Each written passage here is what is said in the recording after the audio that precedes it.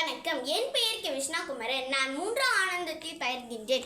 என் புத்தகத்தின் பெயர் சென்ட்ரலா. என் புத்தகத்தை வெளியேற்றியவர் மற்றும் எழுதியவர் மைண்ட் டு மைண்ட் தொழிற்சாலை ஆகும். என் புத்தகத்தில் 16 பக்கங்கள் உள்ளன. நான் இப்பொழுது சென்ட்ரலா கதையை சுருக்கமாக சொல்ல போகின்றேன். முன்னொரு காலத்தில் சென்ட்ரலா எனும் இளம் பெண் வாழ்ந்து வந்தார்.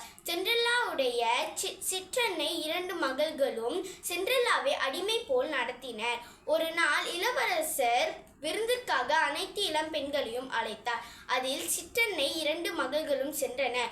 ஆனால் சென்ட்ரலாவை வரதிற்கு சிற்றன்னை விடவில்லை. சென்ட்ரலா அழுது கொண்டு இருக்கும் பொழுது ஒரு தேவதை தாய் சென்ட்ரலாவுக்கு மாயாஜாலம் செய்து உதவினார். சென்ட்ரலா மகிழ்ச்சியாக அந்த விருந்திற்கு செல்லும் பொழுது அந்த இளவரசருக்கு சென்ட்ரலாவை பிடித்து விட்டது. அவளுடன் நடனமாடினார். சென்ட்ரலாவிற்கு நேரம் போனது தெரியவில்லை. சென்ட்ரலா திடீரென்று அந்த மணியை பார்க்கும் பொழுது தான் ஒன்று ஞாபகம் வந்தது. 12 மணிக்குள் வீடு திரும்ப சொன்னார் அந்த தேவதை தாய்.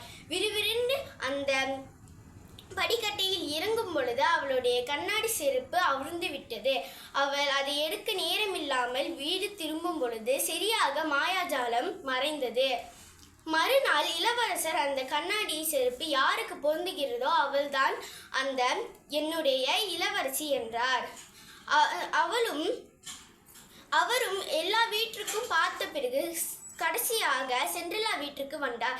அந்த 2 மகள்களும் போத்தார்கள். ஆனால் அவளுக்கு அது சரியாக இல்லை. சென்ட்ரலாவை அழைத்து போடும் பொழுது அவளுக்கு சரியாக இருந்தது. அவளை அரண்மனைக்கு அழைத்து சென்று திருமணம் செய்து கொண்டார். இந்த கதையுடன் நன்னெறி பண்பு நல்லவர்களுக்கு நல்லதே நடக்கும். நன்றி.